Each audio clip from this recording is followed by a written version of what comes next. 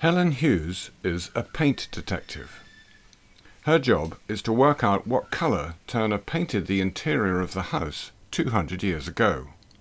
Since then, the woodwork has been painted over many times. Today I'm on site to actually remove some paint samples and so we can take them back to my laboratory and mount them in cross-section and look at them under high magnification, so we'll be able to see all the layers that have been applied to the interior, and hopefully we'll be able to establish and identify the ones applied by Turner when he first moved in. So what I've done, I've made a sampling strategy and marked the location of all the samples I'm going to take. So what I can do to make my life easier,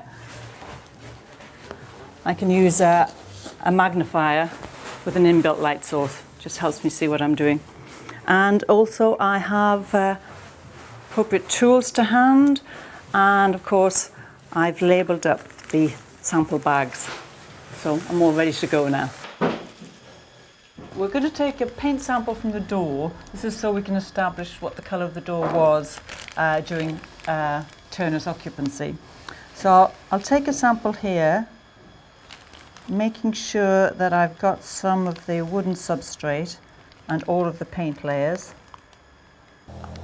And then I'll move on to another area here that we think might be a later insertion into the door, making sure get all of the paint and a little bit of the wooden substrate. So I can take these back and then I can look at them under a microscope. Yes, throughout my career I get slightly irritated because people say, oh yes, Helen, you're the paint scrape lady. So can I make a plea?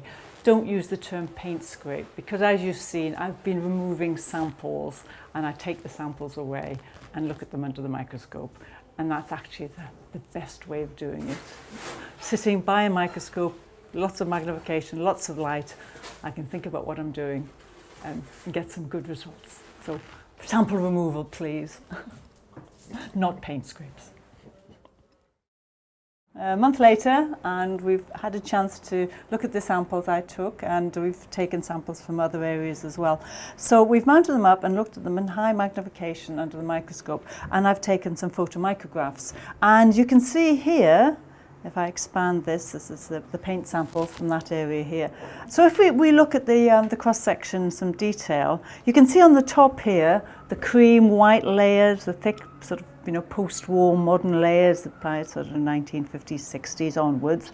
And then coming down from that, you can see the dark grain decorations that were there for most of the late 19th century, perhaps the early 20th century. And then getting down right to the bottom there, on the surface of the wood, we can see a priming layer tinted with a little bit of red lead, and then a very plain cream decoration. A very sort of normal, domestic treatment of the joinery, which we would really expect sort of in a middle class, sort of ordinary middle class house of the time.